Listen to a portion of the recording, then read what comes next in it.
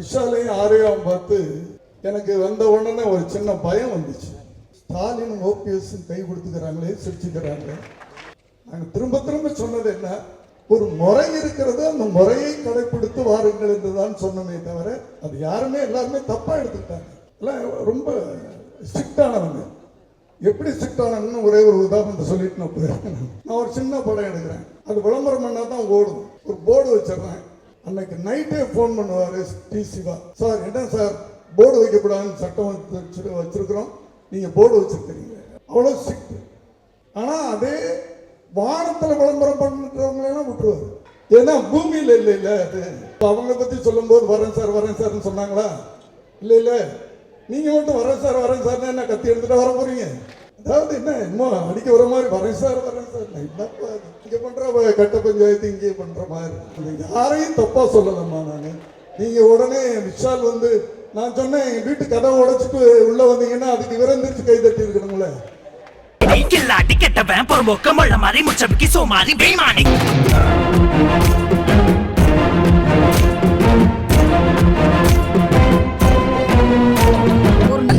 ஆம்பளையா பிறக்க கூடாது, அப்படி பிறந்து கொண்டா பொம்பளைய நினைக்க கூடாது. அவர் வெற்றி பெற வேண்டும் என்ற ஒரு எண்ணத்திலே உடல்நிலை சரியில்லை என்றாலும் இந்த விழாவிலே கலந்து கொள்ள வேண்டும் என்று வந்திருக்கிறேன். நான் இங்கே சொன்னாங்க பேசும்போது என்னமோ எலெக்ஷன் பிசி, நான் எங்கேயுமே போகிறதுக்கு என் உடல்நிலை ஒத்துழைக்காத நிலையிலும் இந்த விளைவாலை கலந்து கொண்டிருக்கிறேன். இந்த படத்தை பற்றி ஜெயிக்கிற குதிரை, முதல்ல பல விஷயங்கள் இதில் வந்து இந்த படம் வெற்றி பெறும் என்பதற்கு பல விஷயங்களை இதில் சொல்லலாம் நான் நினைக்கிறேன். முதல்ல டைட்டில், நம்ம நினைவுதான் வெற்றி தோல்வியை நிர்ணயிக்கிறது அப்படின்னு சொல்லுவாங்க. எண்ணம், நமது எண்ணம் தான் வெற்றி தோல்வியை நிர்ணயிக்கிறது என்று நான் நினைப்பது. நம்ம ஜெயிக்கிறோம்னு நினைச்சா ஜெயிக்கிறோம், ஜெயிப்போமான்னு நினைச்சா கொஞ்சம் டவுட். அதான் அதில் ஒரு டயலாக்கு நண்பர் ஹீரோ ஜீவன் அவர்கள் வாயால் ஒரு டயலாக் சொல்ல வச்சிருக்கிறார். ரொம்ப நல்ல விஷயம். கடவுளை நம்புறவன் இல்லை கடவுளை நம்புறவன் என்னது நம்பிக்கை. கடவுளை மட்டும் நம்பினா அது மூட நம்பிக்கை. அதே மனுஷன் தன்னையே நம்பினா அது தன்னம்பிக்கை. தன்னம்பிக்கை இருக்கிறவன் நிச்சயமா ஜெயிப்பான். அந்த விஷயம் அது முதல்ல ஒரு தன்னம்பிக்கையோட ஒரு காரியத்தில் நம்ம இறங்கினோம்னா நிச்சயமா அது வெற்றியில தான் முடியும். அது வருது. அடுத்தது அவர் இன்விடேஷனை பார்க்கும்போது எனக்கு வேடிக்கையாக இருந்துச்சு. அவர் எப்பவுமே நகைச்சுவையா படங்களை மட்டும்தான் எடுப்பாருன்னா அந்த இன்விடேஷன்லயே ஜெயிக்கிற குதிரைங்கன்னு அட்டையில் ஒரு சில நடிகர்களை போட்டிருந்தாரு. நான் சொல்றது, குதிரை எவ்வளவு திறமையான குதிரையா இருந்தாலும் ஜெயிக்கிற குதிரையா இருந்தாலும் ஜாக்கி சரியில்லைன்னா குதிரை கவுந்துடும். ஜாக்கின்றவன் டைரக்டர். எவ்வளவு பெரிய நடிகர்களாக இருந்தாலும் இயக்குனர் சரியில்லைன்னா அந்த நடிகருக்கு வெற்றி கிடைக்காது. அதனால ஒரு குதிரை ஜெயிக்கிறதுக்கு முக்கியமானது ஜாக்கி. அந்த ஜாக்கி தான் வந்து இந்த ஜெயிக்கிற குதிரையுடைய ஜாக்கி சக்தி சிதம்பரம். அதை பற்றி சொல்லணும்னா நிறைய சொல்லலாம். ஆனால் நிறைய பேர் உட்கார்ந்துருக்கிறாங்க, டைம் எடுத்துக்கிட்டா ரொம்ப ஆயிடும். குறிப்பாக பல வெற்றி படங்களை நகைச்சுவையாக சொல்லி அவர் வெற்றி அடைந்திருக்கிறார். இடையில என்னமோ ஒரு தேக்கம் அப்படின்னு அவர் சொன்னார் பேசும்போது. ஒரு கலைஞனுக்கு ஒரு கேப் நிச்சயமா அவசியம். கேப் இல்லாம போய்கிட்டு இருக்கிறவன் தொடர்ந்து வெற்றி அடைய முடியாது. ஒரு கேப் வரும்போது தான் நம்ம எதுக்காக இந்த கேப் வந்திருக்கு, எதுக்காக நம்ம தோல்வி வந்திருக்குன்னு கொஞ்சம் திங்க் பண்ண தோணும். அப்படி அந்த கேப்புக்கு பிறகு செய்கின்ற ஒரு கலைஞருடைய படைப்பு நிச்சயமாக வெற்றி பெறும். நண்பர் தயாரிப்பாளர் ஆர்பி சௌத்ரி சார் அவர்களை பற்றி சொல்லும்போது ஆரம்ப காலத்தில் முந்தின படம் யார் தோல்வி கொடுத்துருக்காங்களோ அந்த இயக்குனரை கூப்பிடுவார்.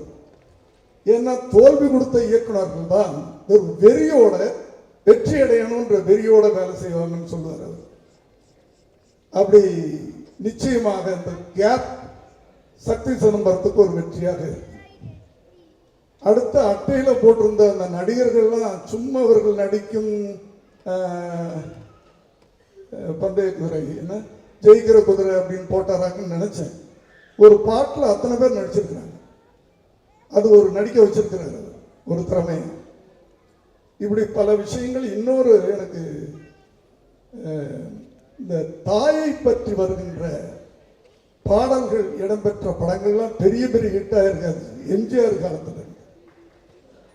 அது ஒரு நல்ல சென்டிமெண்ட். அதில் ஒரு தளபதி இப்படி பல படங்கள். இப்போ கடைசியாக விஜய் ஆண்டனி படத்தை சொல்லலாம். இப்படி ஒரு தாயை பற்றி வருகிற பாடல் அந்த படத்தில் இருந்தால் அந்த பாடல் நிச்சயம் அந்த படம் நிச்சயமாக வெற்றி பெறும்.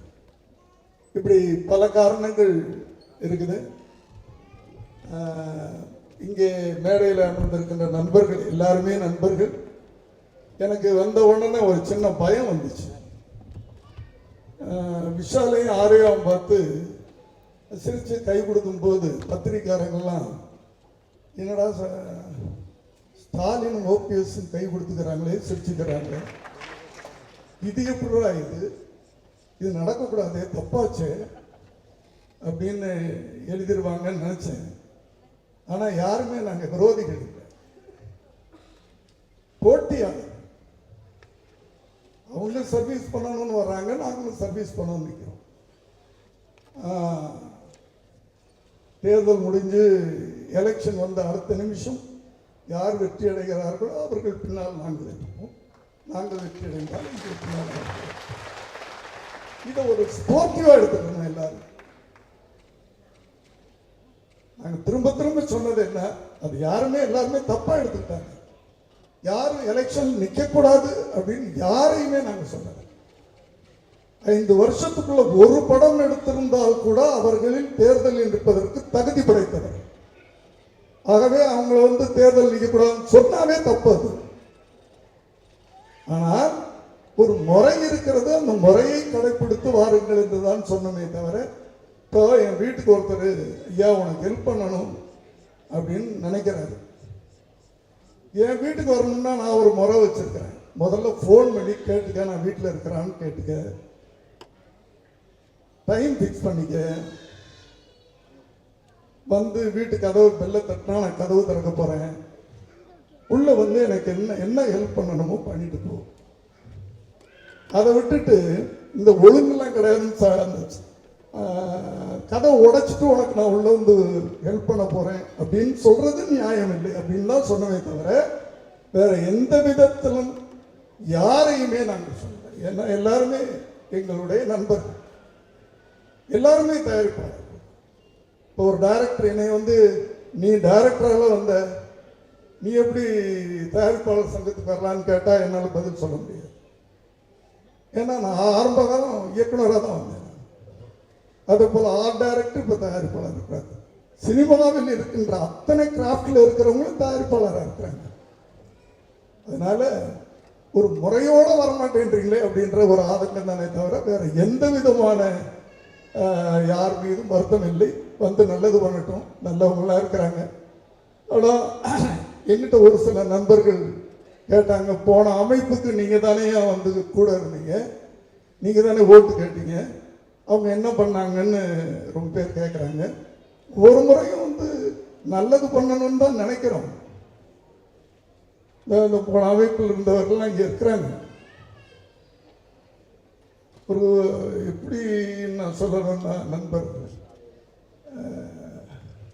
டிசிவா இருக்கிறார், போன அமைப்பில் இருந்தவர் தான். வேற யார் இருக்கா, தேனப்பன் சார் இருக்கிறார். எல்லாம் ரொம்ப ஸ்ட்ரிக்டானவங்க. எப்படி ஸ்ட்ரிக்டானு ஒரே ஒரு உதாரணத்தை சொல்லிட்டு நான் போயிருக்கேன். நான் ஒரு சின்ன படம் எடுக்கிறேன், அது விளம்பரம் பண்ணால் தான் ஓடும். ஒரு போர்டு வச்சிடுறேன், விளம்பர போர்டு. அன்னைக்கு நைட்டே ஃபோன் பண்ணுவார் டி சிவா, சார் என்ன சார் போர்டு வைக்கக்கூடாதுன்னு சட்டம் வச்சிருக்கிறோம், நீங்கள் போர்டு வச்சிருக்கிறீங்க அப்படின்னா. அவ்வளோ ஸ்ட்ரிக்ட். ஆனால் அதே வானத்தில் விளம்பரம் பண்ணுறவங்களெல்லாம் விட்டுருவார்.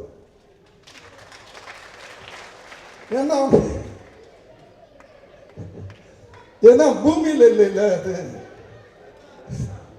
இல்லையா, அது பூமியில் இல்லை, அது வானத்தில். அவ்வளோ ஸ்ட்ரிக்டானவர். இல்லை பதில் நம்ம இதெல்லாம் ஜாலியாக தான் சார் பேசிக்கிறோம், ஒன்றுமே இல்லை சார்.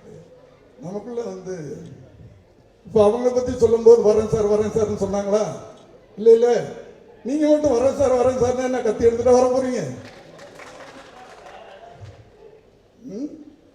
அதாவது என்ன அடிக்க வர மாதிரி வரேன் சார் என்னப்பா அங்கே பண்ணுற கட்ட பஞ்சாயத்து இங்கே பண்ணுற மாதிரி. யாரையும் தப்பா சொல்லலாமா நான்? நீங்க உடனே விஷால் நான் சொன்னேன் எங்க வீட்டு கதவை உடைச்சிட்டு உள்ள வந்தீங்கன்னா அதுக்கு விரந்திரிச்சு கை தட்டி இருக்கணுங்களே. அதாவது நமக்குள்ள ஜாலியா இருப்போம், சந்தோஷமா இருப்போம் அப்படின்றதான், வேற ஒன்றும் இல்லை. அடுத்து இந்த படத்தில் நடித்தவர்கள்லாம் நிறைய அந்த ஒரு நடிகர் பட்டாளத்தை பார்த்தா ஒரு பெரிய பட்டாளமே இருக்குது. அடுத்து எனக்கு நெருங்கிய நண்பர் இந்த படத்தின் டிஓபி ஆஞ்சி, ரொம்ப ரொம்ப திறமையானவர். எனக்கு ஒரு படம் பண்ணியிருக்கிறாரு, நானே ரொம்ப வேகமாக ஓடுவேன், எனக்கு முன்னாடி அவர் ஓடுவார். அப்படியாப்பட்ட ஒளிப்பதிவாளர். அடுத்தது பாட்டெல்லாம் பார்த்தேன், கலக்கி இருக்கிறீங்க சார். அதை இல்லை எடுத்த விதம் இருக்குது. அந்த பல்லவி 3 பாட்டும் உடைய பல்லவி இந்த இளைஞர்களுக்கு ஏற்ற மாதிரி கலர்ஃபுல்லாக நல்லா எடுத்திருக்கிறீங்க. ஆகவே இந்த படம் மீண்டும், ஏன்னா இவரை பற்றி ஒரே ஒரு வார்த்தை கடைசி சொல்லிட்டு போயிடுறேன். சார்லி சாப்ளின் நினைக்கிறேன் இல்லையா, தம்பி பிரபுதேவா வச்சு எடுத்த படம் 6 மொழிகளில் ரீமேக் ஆனது. கரெக்டா சார் நான் சொல்றது? இதுவரைக்கும் ஒரு படம் வெற்றியடைந்த ஒரு தமிழ் படம் 6 மொழிகளில் மொழி மாற்றம் இல்லை, டப்பிங் நான் சொல்லலை, ரீமேக் ஆனது இவருடைய படம் என்று நான் நினைக்கிறேன். அதே மாதிரி இந்த படம் வெற்றியடைய வேண்டும் என்ற வாழ்த்தி நான் விடைபெறுகிறேன். எனக்கு பின்னாடி பதில் சொல்றவங்களெல்லாம் நான் பேப்பரில் படிச்சுக்கிறேன். என்ன வேணாலும் பதில் சொல்லுங்க. நான் எதுவுமே எல்லாத்தையுமே நான் ஸ்போர்ட்டிவாக எடுத்துக்கிறவன். அதனால் நீங்கள் நினைக்கிறதெல்லாம் சொல்லுங்கள். ஆனால் இங்கே வந்திருக்கின்ற தயாரிப்பாளர்களுக்கு வேண்டுகோள், யார் யார் எந்த பதவியில் இருந்தால் சங்கத்துக்கு நல்லதென்று நினைக்கிறீர்களோ அப்படி நினைத்து நீங்கள் ஓட்டடிங்கள். அவ்வளவுதான். நான் எனக்காக ஓட்டு கேட்கல. அவ்வளோ. மேடையில் இருக்கிறது என்னோட சீனியர்ஸ், ஜூனியர்ஸ், டைரக்டர்ஸ், ப்ரொடியூசர்ஸ், இங்கே இருக்கிறது ப்ரெஸ் ஆளுங்க, எல்லாமே ஃபேன்ஸ், எல்லாருக்கும் என்னோட பெஸ்ட் விஷஸ். சக்தி சிதம்பரம் சார் பற்றி சொன்னால் 2 ஃபிலிம்ஸில் ஹீரோயின் ஒரு படத்தில் எனக்கு வில்லன் ஆகிட்டாங்க. வேம்ப் ரோல் கொடுத்துட்டாங்க. ஒரு டைரக்டர்ஸ் ஆர்டிஸ்ட்னு சொல்லுவாங்கள்ல, அவரோட ஆர்டிஸ்டோட டைரக்டர். இதை என்னோட எக்ஸ்பீரியன்ஸோட சொல்கிறேன் நான். ஒரு ஆர்டிஸ்ட்க்கு கொடுக்குறது, அவரோட இன்புட்ஸ் வாங்குறது, அவருக்கு கொடுக்குறது லிபர்ட்டி. நிறைய டைரக்டர்ஸ் அதை பண்ண முடியாது, ஆனால் சார் அதை நல்லபடியாக பண்ணுவாங்க. ஸோ எனக்கு அந்த pleasure of working with him கிடச்சிருக்கு. என்னோட best wishes for this entire team. And இன்னொரு விஷயம், வியாபாரி படத்தில் சாரோட சாங் காசு இருந்தால் எல்லாத்தையும் சார் அந்த லிரிக் என்ன சார்? காசு இருந்தா ஆசைப்பட்டா எல்லாத்தையும் காசு இருந்தா வாங்கலாம், அம்மாவை வாங்க முடியுமா? என்னோட favourite, all time favourite. And இந்த படத்தில் கூட ஹீஸ் காட் அ வண்டர்ஃபுல் அம்மாவோட சாங். ஒரு அம்மா பற்றி மனசில் எவ்வளோ அன்பு வச்சுட்டா நான் கண்டிப்பாக ஒரு நல்ல மனுஷனு தான் இருப்பாங்க அண்ட் நல்ல மனுஷனோட எப்போவுமே நல்லபடியாக தான் நடக்கணும். ஸோ என்னோட best wishes to the entire team and to you sir with all my heart. Thank you so much. நன்றி, வணக்கம். எல்லாருக்கும் வணக்கம். பத்திரிகை நண்பர்கள், ஊடக நண்பர்கள், மேலே இருக்க பெரியவங்க எல்லாருக்கும். பல ஃபயர் ஸ்பிட்டிங்க்கு நடுவில் இந்த ஆடியோ ரிலீஸ் நடக்குது. நிஜமாவே ஜெயிக்கிற குதிரை. எத்தனை ஃபயருக்கு நடுவில் ஓடு போகுது இந்த குதிரை, ரொம்ப நல்லா ஓடும். ஜீவன் சாருக்கு வந்து மிகப்பெரிய comeback, is coming back with great bang. And Sakthi Chidambaram நண்பர், ரொம்ப காலமாக தெரியும் நண்பர். அவரோட எப்போவுமே கமர்ஷியலாக அதில் வந்து கலகலப்பாக சொல்லக்கூடியவர். ஸோ இந்த ஜெயிக்கிற குதிரை வந்து மிக பிரமாதமாக ஜெயிக்கும், ஜாக்பாட் அடிக்கும். Thank you so much. எல்லாருக்கும் வணக்கம். I'm sorry I'm bad in Tamil. So I would like to thank Shakti Chitambram sir for giving this opportunity and Anji sir because he believed in me and he gave me such a nice opportunity. And Cool Jain sir, he really taught us dance very well and I'm really hoping best for this movie and yeah, let us all